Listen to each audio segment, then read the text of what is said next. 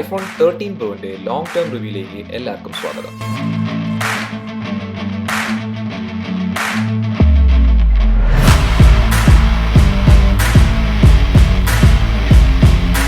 iPhone 13 Pro ആപ്പിളിന്റെ premium ഫോൺസിനകത്ത് ഒരു ഓപ്ഷനാണ്. അതായത് അവരിപ്പോൾ വിൽക്കുന്ന ഫോൺസിനകത്ത് വെച്ച് ഉള്ളൊരു പ്രീമിയം വേരിയന്റ് ആണ് iPhone 13 Pro. അത് ഈ ഫോൺ ഇറങ്ങിയിട്ട് ഇപ്പോൾ ഒരു 6 മാസം കഴിഞ്ഞിട്ടുണ്ട്. പക്ഷേ ഞാൻ ഉപയോഗിക്കാൻ തുടങ്ങിയിട്ട് കുറച്ച് നാളെ ആയിട്ടുള്ളൂ. പക്ഷെ എന്നാൽ പോലും ഈ ഫോൺ ഉപയോഗിച്ച സമയത്ത് എനിക്ക് എടുത്തു പറയേണ്ട കാര്യം എന്ന് വെച്ച് കഴിഞ്ഞാൽ ഇപ്പം നിങ്ങൾക്ക് ഒരു ബെസ്റ്റ് ഫോൺ വേണം. അതായത് നിങ്ങൾ ഫീച്ചേഴ്സ് വെച്ച് നോക്കുവാണെങ്കിൽ എല്ലാ ഫീച്ചേഴ്സിനകത്തും നല്ലോണം പെർഫോം ചെയ്യുന്ന ഒരു ഫോണാണ് നിങ്ങൾ നോക്കുന്നതെങ്കിൽ അതിനകത്ത് ഏറ്റവും നല്ലൊരു ഓപ്ഷൻ ആയിട്ട് ഇരിക്കുന്ന ഒരു ഫോൺ തന്നെയാണ് ഈ 13 Pro. അതായത് ഇപ്പോൾ ഈ 6 മാസം കഴിഞ്ഞിട്ടും ഇപ്പോൾ ഉള്ള കോമ്പറ്റീഷൻ ഫോൺസുമായിട്ട് കമ്പയർ ചെയ്താലും ഈ ഫോണിനകത്ത് ഒരുപാട് പ്രത്യേകതകളുണ്ട്. അതിൽ ഏറ്റവും ശ്രദ്ധിക്കേണ്ട കാര്യം എന്ന് പറയുന്നത് ഇതിന്റെ ക്യാമറ സിസ്റ്റം ഏറ്റവും ബെസ്റ്റ് ആയ ഒരെണ്ണമാണ്. അത് ഇപ്പോഴത്തെ കാലത്ത് ഫോൺ ക്യാമറ എല്ലാവർക്കും വളരെ അത്യാവശ്യമാണ്. അതുകൊണ്ട് തന്നെ നമ്മളൊരു ഫോൺ എടുക്കാൻ നേരത്ത് ഏറ്റവും കൂടുതൽ ശ്രദ്ധിക്കുന്ന ഒരു കാര്യം കൂടിയാണ് ക്യാമറ സിസ്റ്റം. അത് ഈ 13 Pro ഞാൻ പറഞ്ഞില്ലേ, ഇപ്പോൾ ഏത് കോമ്പറ്റീഷൻ ഫോണായിട്ട് കമ്പയർ ചെയ്താലും അതിനൊപ്പം അല്ലെങ്കിൽ അതിനെക്കാട്ടി മികച്ച് നിൽക്കുന്ന ക്യാമറ സിസ്റ്റം ഉള്ള ഒരു ഫോണാണ് ഈ 13 Pro. അത് നമുക്ക് ബാക്കി നോക്കാൻ നേരത്ത് 3 ക്യാമറയാണ് വരുന്നത്. അതും മൂന്നും 12 മെഗാ പിക്സൽ ക്യാമറയാണ്. പക്ഷേ ഇവിടുത്തെ മെയിൻ ക്യാമറ f1.5 ആപ്പച്ചർ വരുന്ന ക്യാമറയാണ്. പിന്നെ നമുക്കൊരു അൾട്രാ വൈഡ് ആംഗിൾ ക്യാമറ ഉണ്ട്, അതിനകത്ത് f1.8 ആപ്പച്ചറാണ് കിട്ടുന്നത്. പിന്നെ ടെലിഫോട്ടോ ക്യാമറ എന്ന് പറയുന്നതിനകത്ത് 3x ഒപ്റ്റിക്കൽ സൂമാണ് വന്നേക്കുന്നത്, അതിന്റെ ആപ്പച്ചർ f2.8 ആണ്. അത് ഈ 3 ക്യാമറയും നമുക്ക് ഒരുമാതിരിപ്പെട്ട എല്ലാ ലൈറ്റിങ്ങിനകത്തും നല്ലോണം തന്നെ പെർഫോം ചെയ്യുന്നുണ്ട്. അതിൽ ടെലിഫോട്ടോ ക്യാമറ മാത്രമാണ് ലൈറ്റ് കുറയുന്ന സമയത്ത് കുറച്ച് മോശമാകുന്നത്. പക്ഷേ ബാക്കിയുള്ള 2 ക്യാമറയും ലൈറ്റ് കുറഞ്ഞാലും ഏറ്റവും മികച്ച ഫോട്ടോസ് തന്നെ എടുക്കും. അതിനകത്ത് തന്നെ ഏറ്റവും എടുത്ത് കാണിക്കേണ്ടത് മെയിൻ ക്യാമറയാണ്. മെയിൻ ക്യാമറ എന്ന് പറയുന്നത് ഏറ്റവും സ്ട്രോങ് ആയിട്ട് ഇരിക്കുന്ന ഒരു ക്യാമറ സിസ്റ്റമാണ് ഈ ഫോണിന്റെ. പ്രത്യേകിച്ച് എടുത്ത് കാണിക്കേണ്ട കാര്യം എന്ന് വെച്ച് കഴിഞ്ഞാൽ നമ്മൾ രാത്രിയായാൽ പോലും നൈറ്റ് മോഡ് എന്ന് പറയുന്നത് നല്ല ഇരുട്ടായ മാത്രമേ ഓൺ ആവൂ. അത് ആ ഒരു ഫീച്ചർ ഇല്ലെങ്കിൽ പോലും നല്ലോണം ഫോട്ടോസ് ക്യാപ്ചർ ചെയ്യുന്നുണ്ട്. അത് ഫോട്ടോസ് എടുക്കുന്ന സമയത്ത് ഇപ്പം ഏതൊരു എൻവയൺമെന്റ് എടുത്താലും ഇപ്പം നല്ല ലൈറ്റിംഗ് ഒക്കെ എടുക്കുവാണെങ്കിൽ നമുക്ക് കമ്പാരിസൺ വെക്കേണ്ട ആവശ്യമില്ല. ഒരുമാതിരി എല്ലാ ഫോൺസും നല്ലോണം പെർഫോം ചെയ്യും. ഇപ്പോൾ iPhone 13ഉം iPhone 13 Pro അല്ലെങ്കിൽ 12ഉം 13 Pro ഒക്കെ ആയിട്ട് കമ്പയർ ചെയ്യുകയാണെങ്കിലും നമുക്ക് അങ്ങനെ ഭയങ്കര വ്യത്യാസം കാണാൻ പറ്റത്തില്ല. പക്ഷേ ചലഞ്ചിങ് കണ്ടീഷൻ വരുമ്പോൾ അതായത് ലൈറ്റ് കുറയുന്ന കണ്ടീഷനൊക്കെ ആകുമ്പോഴാണ് ആ ഒരു വ്യത്യാസം അറിയുന്നത്. അതിനകത്ത് ഇപ്പോൾ നമുക്ക് 12 Pro മാക്സിനെ കാട്ടിയൊക്കെ നല്ലോണം പെർഫോം ചെയ്യുന്ന ക്യാമറ സിസ്റ്റമാണ് ഈ 13 Proന്റെ. അതിൽ തന്നെ 13ഉമായിട്ട് കമ്പയർ ചെയ്താൽ പോലും അതിലും ബെറ്റർ ആയിട്ടാണ് ഈ 13 Pro പെർഫോം ചെയ്യുന്നത്, അതായത് ക്യാമറയുടെ കാര്യത്തിനകത്ത്. അപ്പോൾ അതുകൊണ്ട് തന്നെ ഇതിന്റെ ക്യാമറ സിസ്റ്റം നിങ്ങൾക്ക് ഫോട്ടോ എടുക്കാൻ ഭയങ്കര അത്യാവശ്യം ഉണ്ടെങ്കിൽ ഇതിന്റെ ക്യാമറ സിസ്റ്റം എന്ന് പറയുന്നതാണ് ഐഫോൺസിനകത്ത് ഏറ്റവും ബെസ്റ്റ് ക്യാമറ സിസ്റ്റം. അതിൽ നമുക്ക് സാംസങ്ങിന്റെ ഫോൺസായിട്ട് കമ്പയർ ചെയ്താലും എനിക്ക് തോന്നുന്നു വെച്ച് കഴിഞ്ഞാൽ എല്ലാ സിനാരിയോയിലും അത്യാവശ്യം നല്ലോണം തന്നെ പെർഫോം ചെയ്യുന്ന ഒരു ക്യാമറ സിസ്റ്റം ഈ iPhone 13 Pro തന്നെയാണ്. അതിവിടെ ഞാൻ ഫീച്ചേഴ്സ് ഒന്നും വെച്ചല്ല ഈ ക്യാമറയുടെ കാര്യം പറഞ്ഞുകൊണ്ടിരിക്കുന്നത്. കാരണം വെച്ചാൽ ഫീച്ചേഴ്സ് എടുക്കുവാണെങ്കിൽ ആപ്പിൾ ഒരുപാട് കാര്യങ്ങൾ മാർക്കറ്റ് ചെയ്യുന്നുണ്ട്. അതായത് നമുക്ക് ഫോട്ടോഗ്രാഫിക് സ്റ്റൈൽസ് ഉണ്ടെന്ന് അവർ മാർക്കറ്റ് ചെയ്യുന്നുണ്ട്. പിന്നെ സിനിമാറ്റിക് വീഡിയോ, പിന്നെ deep fusion support, apple pro support. അപ്പോൾ അതൊന്നും വെച്ചല്ല പറയുന്നത്.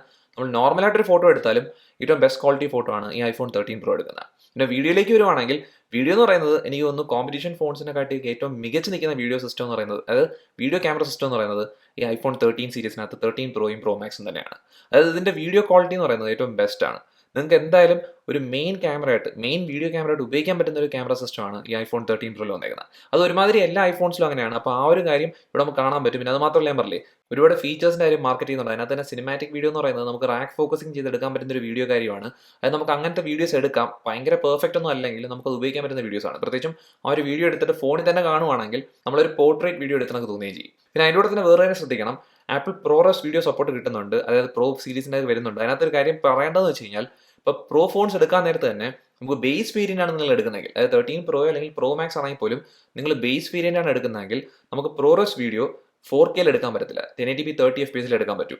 അപ്പോൾ 4K എടുക്കണമെങ്കിൽ 4K 30 FPS എടുക്കണമെങ്കിൽ നമുക്ക് കുറച്ചും കൂടെ കൂടിയ വേരിയന്റ് വേണം, അതായത് സ്റ്റോറേജ് കൂടിയ വേരിയന്റ് വേണം എടുക്കാൻ. അപ്പോൾ അടുത്ത സ്റ്റോറേജ് വേരിയന്റ് അല്ലെങ്കിൽ ഏറ്റവും ടോപ്പ് ആയിട്ടുള്ള വേരിയന്റ് 1TB വേരിയന്റ് ഒക്കെ ആണെങ്കിൽ നിങ്ങൾക്ക് അത് എടുക്കാൻ പറ്റും. കാരണം വെച്ചാൽ അത് എടുക്കുമ്പോൾ ഒരുപാട് സ്പേസ് എടുക്കുന്നുണ്ട്. അപ്പോൾ അതുകൊണ്ടായിരിക്കാം അങ്ങനത്തെ ഒരു റെസ്ട്രിക്ഷൻ വന്നേക്കുന്നത്. അപ്പോൾ ഇതൊക്കെയാണ് ഇവിടുത്തെ ക്യാമറയുടെ കാര്യങ്ങൾ, ബാക്കിലത്തെ ക്യാമറയുടെ കാര്യങ്ങൾ. അത് ബാക്ക് ക്യാമറ സിസ്റ്റം ഇപ്പോഴായാൽ പോലും എനിക്ക് തോന്നുന്നു വെച്ച് കഴിഞ്ഞാൽ ഏറ്റവും മികച്ച ക്യാമറ സിസ്റ്റം തന്നെയാണ്. അതും ഇനിയിപ്പോൾ കുറേ കാലം കഴിഞ്ഞാൽ ഒരു 2-3 വർഷത്തേക്ക് തന്നെ നല്ല സ്ട്രോങ് ആയിട്ട് നിൽക്കാൻ പോകുന്ന ഒരു ക്യാമറ സിസ്റ്റമാണ് ഈ iPhone 13 Pro വന്നേക്കുന്നത്. പിന്നെ നമ്മൾ ഫ്രണ്ട് ക്യാമറ നോക്കുവാണെങ്കിൽ ഫ്രണ്ടിൽ വന്നേക്കുന്നത് ഒരു 12 മെഗാ പിക്സൽ ക്യാമറയാണ്. ഇതിന്റെ ആപ്പച്ചർ f2.2 ആണ്. അതും ഈ ഒരു ക്യാമറ എടുക്കുന്ന ഫോട്ടോസ് എന്ന് പറയുന്നത് iPhone 12 സീരീസോ അല്ലെങ്കിൽ ഇപ്പോൾ 13 ബേസിക് 13 അല്ലെങ്കിൽ 13 മിനിയോട്ട് കമ്പയർ ചെയ്യുകയാണെങ്കിൽ അതിനെക്കാട്ടി മികവൊന്നുമില്ല. കാരണം വെച്ച് കഴിഞ്ഞാൽ ഏതാണ്ട് അതിനൊക്കെ തന്നെയാണ് വന്നേക്കുന്നത്. അപ്പോൾ ഫ്രണ്ട് ക്യാമറയ്ക്കകത്ത് അങ്ങനെ ഭയങ്കര വ്യത്യാസം വന്നിട്ടില്ല. പ്രോസസിങ്ങിന്റെ വ്യത്യാസം മാത്രമേ ഞാൻ കണ്ടുള്ളൂ. പക്ഷേ എന്നാലും ഫ്രണ്ട് ക്യാമറ സിസ്റ്റം അത്യാവശ്യം സ്ട്രോങ് ആയ ഒരു ക്യാമറ സിസ്റ്റം തന്നെയാണ്. പ്രത്യേകിച്ച് നമുക്ക് വീഡിയോയുടെ കാര്യത്തിനകത്ത് തന്നെ ഫ്രണ്ട് ക്യാമറയ്ക്കകത്തും 4K 60 FPS വീഡിയോ എടുക്കാനുള്ള ഓപ്ഷൻ ഉണ്ട്. അപ്പോൾ അതുകൊണ്ട് തന്നെ ഏറ്റവും സ്ട്രോങ് ആയിട്ടുള്ള വീഡിയോ റെക്കോർഡിംഗ് ഫ്രണ്ട് ക്യാമറ കിട്ടുന്നുണ്ട്. പക്ഷേ എന്നാലും ഭയങ്കര ഹൈപ്പിട്ട് പറയേണ്ട ഒരു ക്യാമറ സിസ്റ്റം അല്ല. പിന്നെ വേറെ കൂടെ പറയാനുണ്ടായിരുന്നു, അതായത് നമുക്ക് ബാക്ക് ക്യാമറ നോക്കാൻ നേരത്ത് ബാക്കി 3 ക്യാമറ ഉള്ളെങ്കിലും നമുക്ക് മാക്രോ മോഡ് ഓപ്ഷൻ കിട്ടുന്നുണ്ട്. അതായത് മാക്രോ ഫോട്ടോസ് എടുക്കാൻ പറ്റും.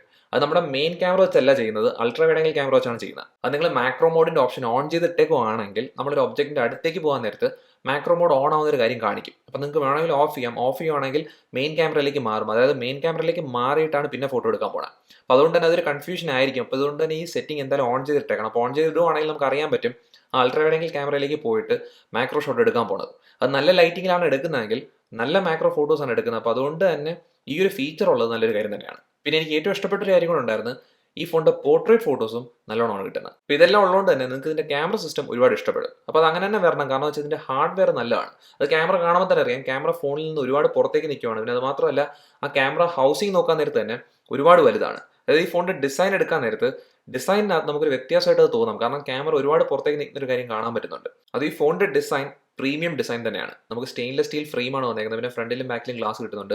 അതായത് കാണുമ്പോൾ തന്നെ നല്ല അട്രാക്റ്റീവ് ആയിട്ട് നിൽക്കുകയാണ്. പക്ഷേ നമുക്ക് ഐഫോൺ 12 സീരീസ് ഉണ്ടെങ്കിൽ, അതായത് 12 പ്രോ അല്ലെങ്കിൽ 12 പ്രോ മാക്സോ ഉണ്ടെങ്കിൽ അതിന്റെ ഡിസൈനിൽ നിന്ന് മാറ്റം വന്നിട്ടില്ല. കാരണം ഫ്ലാറ്റ് ആയിട്ടുള്ള റെയിലാണ് വന്നേക്കുന്നത്. ഫ്ലാറ്റ് ആയിട്ടുള്ള സ്റ്റെയിൻലെസ് സ്റ്റീൽ റെയിലാണ് വരുന്നത്. പിന്നെ ബാക്കിലത്തെയും ഫ്രണ്ടിലത്തെയും ഗ്ലാസ് അകത്തേക്ക് തന്നെ കയറി നിൽക്കുകയാണ്. അതായത് പൊതുവെ കാണാൻ നല്ല അട്രാക്റ്റീവ് ആണ്. പക്ഷേ ഒരു കാര്യം ശ്രദ്ധിക്കേണ്ടത് വെച്ച് കഴിഞ്ഞാൽ ഇത്രയും ചെറിയൊരു ഫോണായിട്ട്, ചെറിയ ഫോൺ ഞാൻ പറയുമ്പോഴത്തേക്ക് ഇപ്പോൾ നമുക്ക് ബാക്കിയുള്ള ഫോൺസ് ഒക്കെ എടുക്കാൻ നേരത്ത് ഭയങ്കര വലുതാണ്. ഇപ്പോൾ പ്രോ മാക്സ് ഭയങ്കര വലിയൊരു ഫോണാണ്. അപ്പോൾ അങ്ങനത്തെ ഫോൺസുമായിട്ട് കമ്പയർ ചെയ്യുമ്പോൾ ഇത് കുറച്ചും കൂടെ കോമ്പാക്ട് ആയ ഫോണായിട്ട് തോന്നും. പക്ഷെ അങ്ങനെ ആണെങ്കിലും ഇതിന്റെ വെയിറ്റ് അത്യാവശ്യം കൂടുതലാണ്. കാരണം 203 grams ആണ് ഇതിന്റെ വെയിറ്റ് വന്നേക്കുന്നത്. അത് നമ്മൾ പിടിക്കുന്ന സമയത്ത് ആ ഒരു വെയിറ്റ് അറിയുന്നുണ്ട്. പക്ഷെ വെയിറ്റ് എന്ന് പറയുന്ന കാര്യം നമുക്ക് മുകളിൽ കൂടുതലോ താഴെ കൂടുതലോ അങ്ങനെയൊന്നും അല്ല, ഒരു ഈവൻ ആയിട്ടൊക്കെ തന്നെ നിൽക്കുകയാണ്. പക്ഷെ എന്നാലും വെയിറ്റ് കൂടിയൊരു ഫോണാണ് ഈ iPhone 13 Pro എന്ന് പറയുന്നത്. അതിന്റെ കനവും കാര്യങ്ങളൊക്കെ എടുക്കാൻ നേരത്ത് കനമൊന്നും ഒരുപാടില്ല, 7.65 mm തിക്നെസ് ഉള്ളൂ. പക്ഷെ എന്നാലും വെയിറ്റ് ഉള്ള ഒരു കാര്യം നമ്മൾ നല്ലോണം അറിയുകയും ചെയ്യും. പക്ഷേ എനിക്ക് ഇതിന്റെ പ്രീമിയം ഡിസൈൻ ഒരുപാട് ഇഷ്ടപ്പെട്ടിട്ടുണ്ട്. ഇതിന്റെ സ്റ്റെയിൻലെസ് സ്റ്റീൽ ഫ്രെയിം എന്ന് പറയുന്നത് പെട്ടെന്ന് തന്നെ ഫിംഗർ പ്രിന്റ്സും സ്ക്രാച്ച് ഒക്കെ പിടിക്കുന്നുണ്ട്. പക്ഷേ ഇവിടുത്തെ ബാക്കിലത്തെ മാറ്റ് ഗ്ലാസ് നല്ല അട്രാക്റ്റീവ് ആണ്. പിന്നെ അത് മാത്രമല്ല ബിൽഡ് ക്വാളിറ്റി എന്ന് പറഞ്ഞാൽ ഏറ്റവും ബെസ്റ്റ് ആണ്. അതായത് ബിൽഡ് ക്വാളിറ്റിക്കകത്ത് ഒരു കുറ്റവും പറയാനില്ല. അതിൻ്റെ കൂടെ തന്നെ എടുത്തു പറയേണ്ട കാര്യം എന്ന് വെച്ച് കഴിഞ്ഞാൽ IP റേറ്റിംഗ് ഒക്കെ എടുക്കുകയാണെങ്കിൽ തന്നെ IP68 റേറ്റിംഗ് ഉണ്ട്. 6 മീറ്റർ 30 മിനിറ്റ്സ് വരെയുള്ള വാട്ടർ റെസിസ്റ്റൻസ് കിട്ടുന്നുണ്ട്. അതായത് നിങ്ങൾക്ക് ആ ഒരു അർത്ഥത്തിലെല്ലാം നല്ല പെർഫെക്റ്റ് ആയിട്ടാണ് ഡിസൈൻ വന്നേക്കുന്നത്. പക്ഷേ ഡിസൈൻ അത് ഞാൻ പറഞ്ഞില്ലേ, നിങ്ങൾക്ക് കഴിഞ്ഞ വർഷത്തെ പ്രോ ഫോൺസ് ഉണ്ടെങ്കിൽ അതിൽ നിന്ന് വലിയ വ്യത്യാസം തോന്നത്തില്ല ഡിസൈൻ എന്ന് പറയുന്നത്. ആ കൂടെ ഒരു ക്യാമറ ഹൗസിങ്ങിനകത്തുള്ള വ്യത്യാസവും പിന്നെ പുതിയ കളേഴ്സിന്റെ വ്യത്യാസം മാത്രമേ ഉള്ളൂ. അത് ഈ വർഷം ഇറങ്ങിയിരിക്കുന്ന ബ്ലൂ കളർ നോക്കുവാണെങ്കിൽ കഴിഞ്ഞ വർഷത്തന്നൊക്കെ ഒരുപാട് ഡാർക്ക് ആയിട്ട് നിൽക്കുമല്ലോ, അതിന് വരാൻ കുറച്ചുകൂടെ ലൈറ്റ് ആയിട്ടുള്ള ഷെയ്ഡാണ്. അപ്പോൾ ഇതാണ് ഡിസൈൻ്റെ കാര്യങ്ങൾ. അപ്പോൾ ഡിസൈനിനകത്ത് ഞാൻ പറഞ്ഞില്ലേ അങ്ങനെ ഭയങ്കര വ്യത്യാസം വന്നിട്ടില്ലെങ്കിലും അടുത്ത് നമ്മൾ നോക്കാൻ പോകുന്ന കാര്യമായി ഡിസ്പ്ലേ എടുക്കാൻ നേരത്ത് ഡിസ്പ്ലേക്കകത്ത് വ്യത്യാസം വന്നിട്ടുണ്ട്. അതായത് ഐഫോൺസിനകത്ത് വെച്ച് നോക്കുവാണെങ്കിൽ എല്ലാ ഐഫോണിൽ നിന്ന് വ്യത്യാസമായിട്ട് നിൽക്കുന്ന ഒരു ഡിസ്പ്ലേ ആണ് ഈ iPhone 13 Pro സീരീസ് വന്നേക്കുന്നത്. അതായത് ഈ ഡിസ്പ്ലേക്കകത്ത് നമുക്ക് പ്രോ മോഷൻ ടെക്നോളജി കിട്ടുന്നുണ്ട്. അത് ആപ്പിളിന്റെ മാർക്കറ്റിംഗ് ആണ്. അതായത് നമുക്ക് ഇവിടുത്തെ റിഫ്രഷ് റേറ്റ് നോക്കുവാണെങ്കിൽ 120 Hz വരെ പോകുന്നുണ്ട്. അത് ഈ റിഫ്രഷ് റേറ്റ് എന്ന് പറയുന്നത് 120 Hz തന്നെ എപ്പോഴും നിൽക്കുമല്ല, അതിന് വരെ അഡാപ്റ്റീവ് ആണ്. അതായത് മാറിക്കൊണ്ടിരിക്കും. 120 Hz നിന്ന് താഴേക്ക് പോകാൻ പറ്റും, 10 Hz വരെ പോകാൻ പറ്റും. അപ്പോൾ നമുക്ക് 120 Hz വേണ്ടാത്ത സമയത്ത്, അതായത് നമ്മളിപ്പം ഏതൊരു ആർട്ടിക്കിളോ കാര്യങ്ങളൊക്കെ വായിക്കുവാണെങ്കിൽ നമുക്ക് അന്നേരം റിഫ്രഷ് റേറ്റ് മാറേണ്ട ആവശ്യമില്ല. അപ്പോൾ അതുകൊണ്ട് ആ ഒരു സമയത്ത് റിഫ്രഷ് റേറ്റ് താഴേക്ക് കൊണ്ടുവരും. അപ്പോൾ അങ്ങനെ ചെയ്തേക്കുന്നത് ബാറ്ററിക്ക് വേണ്ടിയാണ്. അതുകൊണ്ട് ഡിസ്പ്ലേ എടുക്കാൻ നേരത്ത് ഈ 13 പ്രോന്റെ ബാക്കിയുള്ള ഡിസ്പ്ലേയുടെ കാര്യങ്ങൾ നോക്കാൻ നേരത്ത്, അതായത് നമുക്ക് ഡിസ്പ്ലേ സൈസ് എടുക്കുവാണെങ്കിൽ 6.1 ഇഞ്ച് ആണ്. പിന്നെ റെസൊല്യൂഷൻ നോക്കാൻ നേരത്ത് 2532x1170 ആണ്. അതായത് ഇവിടുത്തെ പിക്സൽ ഡെൻസിറ്റി 460 ppi ആണ്. ബാക്കിയുള്ള കാര്യങ്ങൾ നോക്കിയാൽ പോലും എല്ലാം നമുക്ക് കഴിഞ്ഞ വർഷത്തെ പ്രോ സീരീസ് ഫോൺസുമായിട്ട് ഏതാണ്ട് സാമ്യതയുണ്ട്. ആ കൂടെ പീക്ക് ബ്രൈറ്റ്നസിനകത്ത് ചെറിയൊരു മാറ്റം വന്നിട്ടുണ്ട്. അതായത് നമുക്ക് നോർമൽ കണ്ടന്റ് കാണാൻ നേരത്ത് പീക്ക് ബ്രൈറ്റ്നസ് 1000 nits വരെ പോകുന്നുണ്ട്. അപ്പോൾ അത് നമുക്ക് നല്ലോണം അറിയാനും പറ്റുന്നുണ്ട്. അതായത് നമ്മൾ പുറത്ത് ഉപയോഗിക്കുന്ന സമയത്ത് നല്ല ബ്രൈറ്റ് ആവുന്ന ഒരു ഡിസ്പ്ലേ ആണ്. പക്ഷേ ഈ ഡിസ്പ്ലേയുടെ ഏറ്റവും അട്രാക്റ്റീവ് ഉള്ള കാര്യം ഇതൊന്നും അല്ല. അതിന് പറയാൻ ഞാൻ പറഞ്ഞില്ലേ ഈ പ്രൊമോഷനാണ്.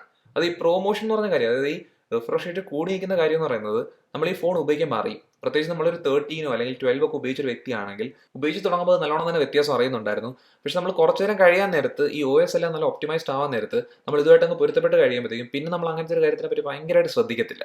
അതായത് നിങ്ങൾക്ക് ആ ഒരു കാര്യം ഉണ്ടെന്നുള്ളത് നല്ലൊരു കാര്യം തന്നെയാണ്. അതായത് എല്ലാം നല്ല ഫാസ്റ്റ് ആണ്, സ്മൂത്ത് ആയിട്ടുള്ള സ്ക്രോളിങ് കാര്യങ്ങളെല്ലാം ഉണ്ട്. നമുക്ക് സാധാരണ iOS അങ്ങനെ തന്നെയാണ്. അതിലൂടെ തന്നെ ഇങ്ങനത്തെ റിഫ്രഷ് റേറ്റ് അഡ്വാൻറ്റേജ് ഈ പ്രോ സീരീസിന് കിട്ടുന്നുണ്ട് തന്നെ എല്ലാ കാര്യങ്ങളും കുറച്ചും കൂടെ ഫാസ്റ്റ് ആയിട്ട് വർക്ക് ആവുന്ന നടക്കാണ്.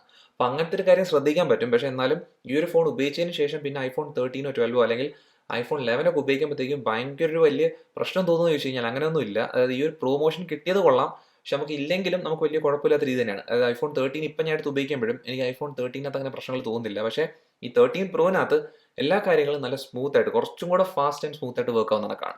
അപ്പോൾ അങ്ങനത്തെ ഒരു കാര്യമാണ് ഞാൻ ശ്രദ്ധിച്ചത്. പിന്നെ ഇവിടുത്തെ നോച്ച് ചെറുതായ കാര്യം ഉണ്ടായിരുന്നു. അപ്പോൾ ഈ നോച്ച് ചെറുതായ കാര്യം വലിയൊരു അഡ്വാൻറ്റേജ് ഒന്നുമല്ല. നോച്ച് എന്ന് പറയുന്നത് എന്നോടത്തിനുണ്ട്. അപ്പോൾ അതുകൊണ്ട് തന്നെ നോച്ച് ചെറുതായ കാര്യം ഭയങ്കര അട്രാക്റ്റീവ് ആയിട്ട് തോന്നിയിട്ടില്ല. അതും ഈ നോച്ചിനകത്താണ് നമുക്ക് ഫേസ് ID വരുന്നത്. അപ്പോൾ ഫേസ് IDക്കകത്ത് തന്നെ ഇപ്പോൾ iOS 15.4 ആയതിനു ശേഷം നമുക്ക് മാസ്ക് വെച്ച് അൺലോക്ക് ചെയ്യാൻ പറ്റുന്ന ഒരു ഓപ്ഷൻ ഉണ്ട്. അപ്പോൾ അതുകൊണ്ട് ഫേസ് ID ഇപ്പം നല്ലൊരു ഓപ്ഷനായി വന്നിട്ടുണ്ട് വീണ്ടും. അപ്പോൾ എനിക്ക് ഫേസ് ഐ ഡി ഇപ്പോൾ ഇഷ്ടമാണ്. അതായത് ഫേസ് ഐ ഡി എന്ന് പറയുന്നത് കുറച്ചും കൂടെ കൺവീനിയൻ്റ് ആയ ഒരു ഫീച്ചറായിട്ടാണ് എനിക്ക് എപ്പോഴും തോന്നിയിട്ടുള്ളത്. പിന്നീട് അടുത്ത് ഏറ്റവും വലിയൊരു ഇമ്പ്രൂവ്മെന്റ് തോന്നിയൊരു സ്ഥലം എന്ന് വെച്ച് കഴിഞ്ഞാൽ ഇതിന്റെ ബാറ്ററി ലൈഫിനകത്താണ്. അത് ഞാൻ പറഞ്ഞില്ലേ, പ്രൊമോഷൻ ടെക്നോളജി വന്ന സമയത്ത് ബാറ്ററിക്കകത്ത് പ്രശ്നം വരുമെന്ന് എല്ലാവർക്കും സംശയം ഉണ്ടായിരുന്നു. പക്ഷേ ഇപ്പോൾ ഞാൻ ഈ ഫോൺ ഉപയോഗിക്കാൻ തുടങ്ങിയതിന് ശേഷം എനിക്കൊരു കാര്യം ഉറപ്പിച്ച് പറയാൻ പറ്റും, ഇതിന്റെ ബാറ്ററി ബാക്കപ്പ് ഏറ്റവും നല്ലവണ്ണമാണ് കിട്ടുന്നത്. അതായത് നമുക്ക് iPhone 12 Proനെ കാട്ടിയൊക്കെ നല്ല ബാറ്ററി ബാക്കപ്പ് കിട്ടുന്ന ഒരു ഫോണാണ് iPhone 13 Pro. ഇതിന്റെ ബാറ്ററി കപ്പാസിറ്റി 3095 mAh ആണ്. അതും എൻ്റെ ഉപയോഗത്തിനകത്ത് നല്ല ഹെവി യൂസ് ആണെങ്കിൽ പോലും ഒരു 6 തൊട്ട് ഒരു 6.5 മണിക്കൂർ വരെ ഇതിന്റെ സ്ക്രീൻ ഓൺ ടൈം വരുന്നുണ്ടായിരുന്നു. അതായത് എനിക്ക് ഒരു ദിവസമൊക്കെ കുഴപ്പമില്ല തന്നെ പോകുന്നുണ്ടായിരുന്നു. അപ്പോൾ എത്ര ഹെവി യൂസ് ചെയ്താലും രാത്രി ഒരു 10 മണിയൊക്കെ ആകുമ്പോഴത്തേക്കും ഒരു 20% റേഞ്ചിലേക്ക് എത്തും. പക്ഷേ എന്നാലും ഫോൺ ആണെന്നുകൊണ്ടൊരു പ്രശ്നം ഇതുവരെ വന്നിട്ടില്ലായിരുന്നു. അപ്പോൾ അതുകൊണ്ട് തന്നെ അതൊരു വലിയ അഡ്വാൻറ്റേജ് ആണ്. അതായത് ബാറ്ററി ബാക്കപ്പിന് നിങ്ങൾ പേടിക്കേണ്ട ആവശ്യമില്ല. പിന്നെ ബാറ്ററിക്കകത്ത് തന്നെ ചാർജിങ് നോക്കാൻ നേരത്ത് നിങ്ങൾക്ക് ഫാസ്റ്റ് ചാർജിങ് സപ്പോർട്ട് വരുന്നുണ്ട്. ഫോണിൻ്റെ കൂടെ ചാർജർ കിട്ടത്തില്ലെങ്കിലും നിങ്ങൾക്ക് 20 വാട്ട് ചാർജർ വെച്ച് ഫാസ്റ്റ് ചാർജ് ചെയ്യാൻ പറ്റും. പിന്നെ മാക്സ് സേഫ് ചാർജിങ് നിങ്ങൾക്ക് ഇഷ്ടമാണെങ്കിൽ ആ ഒരു ഓപ്ഷൻ ഈ ഫോണിനകത്ത് കിട്ടുന്നുണ്ട്. അത് നമ്മൾ ഇതുവരെയായിട്ട് ഈ ഫോണിന്റെ പെർഫോമൻസിനെ പറ്റിയൊന്നും പറഞ്ഞില്ല. അപ്പോൾ പെർഫോമൻസിന്റെ കാര്യം എന്ന് വെച്ച് കഴിഞ്ഞാൽ പഴയ ഐഫോൺസ് ആണെങ്കിൽ പോലും നമുക്ക് നല്ല പെർഫോമൻസ് കിട്ടും. അപ്പോൾ അതുകൊണ്ട് തന്നെ ഇപ്പോഴത്തെ അവരുടെ ഫ്ലാഗ്ഷിപ്പ് ഫോൺ എടുക്കാൻ നേരത്ത് പെർഫോമൻസിനകത്ത് നിങ്ങൾക്ക് ഒരു സംശയം വേണ്ട, ഏറ്റവും മികച്ച പെർഫോമൻസ് തന്നെയാണ് കിട്ടുന്നത്. 6GB റാം കിട്ടുന്നുണ്ട്. പിന്നെ അത് മാത്രമല്ല പ്രൊസസ്സർ എന്ന് പറയുന്നത് ആപ്പിളിന്റെ A15 ബയോണിക് ചിപ്പാണ്. അത് ഇതിൽ വന്നേക്കുന്ന A15 ബയോണിക് ചിപ്പും iPhone 13 സീരീസുമായിട്ട് ഒരു വ്യത്യാസം എന്ന് വെച്ച് കഴിഞ്ഞാൽ ഇതിനകത്ത് GPU 5 കോർ GPU ആണ്. അപ്പോൾ അങ്ങനത്തെ ഒരു ചെറിയ വ്യത്യാസം കിട്ടുന്നുണ്ട്. അപ്പോൾ അതുകൊണ്ട് തന്നെ എനിക്ക് പെർഫോമൻസിന്റെ കാര്യത്തിനകത്ത് ഒരു കുറ്റം പറയില്ല. നമ്മൾ നോർമൽ ടാസ്ക് ചെയ്താലോ ഹെവി ടാസ്ക് ചെയ്താലോ അതിനകത്തൊന്നും ലാഗോ അല്ലെങ്കിൽ സ്ലോ എന്ന കാര്യങ്ങളൊന്നും കാണാൻ പറ്റത്തില്ല. ഫോൺ ചൂടാവുന്ന കാര്യം തന്നെ ഒരുപാട് ഹെവിയായി ടാസ്ക് ചെയ്യുമ്പോൾ തന്നെ ഭയങ്കരമായിട്ട് ചൂടാവുന്നൊരു കാര്യം ഇല്ലായിരുന്നു. നമ്മൾ ഫോൺ ആദ്യമൊക്കെ ഉപയോഗിച്ച് തുടങ്ങുമ്പോൾ ഭയങ്കരമായിട്ട് ചൂടാവുന്നൊരു ഫീലിംഗ് തോന്നുന്നുണ്ടായിരുന്നു. പക്ഷേ കുറച്ച് നാൾ കഴിയുമ്പോൾ കുറച്ചുകൂടെ ഒപ്റ്റിമൈസ്ഡ് ആവാൻ നേരത്ത് ആ ഒരു പ്രശ്നം പിന്നെ ശ്രദ്ധിച്ചിട്ടായിരുന്നു. അപ്പോൾ അതുകൊണ്ട് തന്നെ എനിക്ക് ഇതിൻ്റെ പെർഫോമൻസിനകത്ത് ഒരു ഇഷ്യൂസ് തോന്നിയിട്ടില്ല. അത് നിങ്ങൾക്ക് തോന്നത്തില്ല. അതായത് ഒരു 5-6 വർഷത്തേക്ക് ഒരു കുഴപ്പമില്ലാതെ ഉപയോഗിക്കാൻ പറ്റുന്ന ഒരു ഫോൺ തന്നെയായിരിക്കും iPhone 13 Pro എന്ന് പറയുന്നത്. പിന്നെ ബാക്കിയുള്ള എല്ലാ ഫീച്ചേഴ്സ് എടുക്കാൻ നേരത്തും ഫ്ലാഗ്ഷിപ്പ് ലെവലിൽ തന്നെ നിൽക്കുകയാണ് കാര്യങ്ങൾ. അതായത് നമുക്ക് സ്പീക്കേഴ്സ് എടുക്കാൻ നേരത്ത് ഡ്യുവൽ സ്പീക്കർ സിസ്റ്റം കിട്ടുന്നുണ്ട്. അത് സ്പീക്കേഴ്സ് നല്ല ലൗഡാവുന്ന സ്പീക്കറാണ്. പിന്നെ അതിൻ്റെ കൂടെ തന്നെ ക്ലാരിറ്റിക്കകത്ത് ഇഷ്യൂസ് ഇല്ല. പിന്നെ ഇയർ പീസ് ആയാൽ പോലും കോളിങ്ങിനും നല്ലൊരു എക്സ്പീരിയൻസ് കിട്ടുന്നുണ്ട്. പിന്നെ നമുക്ക് റേഞ്ചിൻ്റെ കാര്യത്തിനകത്ത് തന്നെ നെറ്റ്വർക്ക് ഡ്രോപ്പോ കാര്യങ്ങളൊന്നും ഇല്ലായിരുന്നു. അതായത് നമുക്ക് റേഞ്ച് ഡ്രോപ്പോ കാര്യങ്ങളൊന്നും വരുന്നില്ല. പിന്നെ അതിനൊക്കെ തന്നെ വൈഫൈ ആയാലും ബ്ലൂടൂത്ത് ആയാലും കണക്ടിവിറ്റി ഇഷ്യൂസും വന്നിട്ടില്ലായിരുന്നു. പിന്നെ സെൻസേഴ്സ് എടുക്കാൻ നേരത്തെ എല്ലാ സെൻസേഴ്സും ഫോണിൽ കിട്ടുന്നുണ്ട്. പിന്നെ അതിൻ്റെ കൂടെ നമുക്ക് എക്സ്ട്രാ ആയിട്ട് കിട്ടുന്ന സെൻസേഴ്സ് എന്ന് പറയുന്നത് ലൈഡർ സ്കാനറും അൾട്രാ വൈഡ് ബാൻഡ് ചിപ്പുമാണ്. അപ്പോൾ ഇങ്ങനത്തെ രീതി നോക്കാൻ നേരത്ത് ഈ ഫോണിനകത്ത് എല്ലാ കാര്യങ്ങളും ഒരു ടോപ്പ് ലെവലിൽ തന്നെ നിൽക്കുകയാണ്. അതായത് ഇപ്പോഴത്തെ ഒരു മികച്ച ഫോൺ എന്ന് പറയാൻ പറ്റുന്ന ഒരു ഫോണാണ് iPhone 13 Pro. പക്ഷെ നമുക്ക് ഇതിൻ്റെ പ്രൈസിങ് എടുക്കാൻ നേരത്ത് പ്രൈസിംഗ് എന്ന് പറയുന്നത് ഭയങ്കര പ്രീമിയം രീതിയിലാണ് വന്നേക്കുന്നത്. പ്രത്യേകിച്ചും ഇന്ത്യയുടെ പ്രൈസിംഗ് എടുക്കുകയാണെങ്കിൽ ഇന്ത്യയിൽ വിൽക്കുന്ന പ്രൈസിംഗ് നോക്കാൻ നേരത്ത് ബേസ് വേരിയന്റിന് 1,20,000 ആണ്. അത് നമുക്ക് വേറെ രാജ്യങ്ങളിലൊക്കെ കുറച്ചുകൂടെ പ്രൈസ് കുറച്ച് കിട്ടും. പക്ഷെ നമ്മൾ ഇന്ത്യയിൽ നിന്നാണ് വാങ്ങിക്കുന്നതെങ്കിൽ ഇതാണ് പ്രൈസിംഗ്. അപ്പോൾ ഈ ഒരു പ്രൈസിംഗ് എടുക്കാൻ നേരത്ത് ഈ ഒരു പ്രൈസിങ്ങിന് വേർത്താണോ അല്ലേ എന്നുള്ളൊരു ക്വസ്റ്റ്യൻ നമുക്ക് പറയാൻ പറ്റത്തില്ല. കാരണം വെച്ച് കഴിഞ്ഞാൽ ഈ ഫോണിൻ്റെ ഉപയോഗം അനുസരിച്ചിരിക്കും. നിങ്ങൾക്ക് വേണ്ടത് ഏറ്റവും ബെസ്റ്റ് ഫോണാണ്. അത് നിങ്ങൾ ഈ വാങ്ങിക്കാൻ പോണ ഫോൺ ഒരു 4 വർഷമെങ്കിലും ഉപയോഗിക്കാൻ വേണ്ടി പ്ലാൻ ചെയ്യുവാണെങ്കിൽ അങ്ങനെ നോക്കാൻ നേരത്ത് ഈ ഒരു ഫോൺ എന്ന് പറയുന്നത് എനിക്ക് നല്ല വേർത്തായിട്ടാണ് തോന്നിയിരിക്കുന്നത്. കാരണം ഇതിൻ്റെ ഫീച്ചേഴ്സ്, പ്രത്യേകിച്ച് ഇതിൻ്റെ ക്യാമറ സിസ്റ്റം ഇത്രയും സ്ട്രോങ് ആയിട്ട് നിൽക്കുന്നുണ്ട് തന്നെ എനിക്കത് ഭയങ്കര അഡ്വാൻറ്റേജ് ആയിട്ടാണ് തോന്നിയിരിക്കുന്നത്. അപ്പോൾ അതുകൊണ്ട് തന്നെ എനിക്ക് ഈ 13 Pro എന്ന് പറയുന്നത് ഇപ്പോൾ ഉള്ള ഫോൺസിനകത്ത് വെച്ച് ഏറ്റവും ബെസ്റ്റ് ഒരു ഫോണായിട്ട് പറയാൻ പറ്റുന്ന ഒരു ഓപ്ഷൻ തന്നെയാണ്. അപ്പോൾ ഇത്രയുള്ള ഈ വീഡിയോ നിങ്ങൾക്ക് ഇഷ്ടപ്പെട്ടെങ്കിൽ ഈ വീഡിയോ ഉറപ്പായിട്ട് ലൈക്ക് ചെയ്യുക. അതുപോലെ തന്നെ നമ്മൾ iPhone 13 Pro Maxൻ്റെയും ഒരു ലോങ് ടേം റിവ്യൂ എന്തായാലും ചെയ്യും. അപ്പോൾ അതെന്ന് പറഞ്ഞാൽ ആ ഒരു വീഡിയോ സെപ്പറേറ്റ് ആയിട്ട് ചെയ്യേണ്ടെന്നാണ് ആദ്യം കരുതിയത്. പക്ഷേ ആ ഫോൺ ഉപയോഗിച്ച സമയത്ത് ആ ഫോണിൻ്റെ ആ ഒരു വലിപ്പവും കാര്യങ്ങളൊക്കെ കൊണ്ട് തന്നെ അഡ്വാൻറ്റേജസും ഉണ്ട്, അതിനൊക്കെ തന്നെ ഡ്രോബാക്സും ഉണ്ട്. അതായത് നമ്മൾ ആ ഒരു ഫോൺ ദിവസേന ഉപയോഗിക്കുന്ന സമയത്ത് എങ്ങനെയാണ് യൂസർ എക്സ്പീരിയൻസ് അറിയാൻ വേണ്ടിയാണ് ആ വീഡിയോ ചെയ്യുന്നത്. അപ്പോൾ ആ വീഡിയോ മിസ് ചെയ്യാതിരിക്കാൻ വേണ്ടി ഉറപ്പായിട്ട് ചാനൽ സബ്സ്ക്രൈബ് ചെയ്യുക. അതുപോലെ തന്നെ ഈ ചാനൽ പ്രൊമോട്ട് ചെയ്യുക. നമുക്ക് എത്രയും പെട്ടെന്ന് അടുത്ത വീഡിയോയിൽ കാണാം. അതുവരെ ബൈ.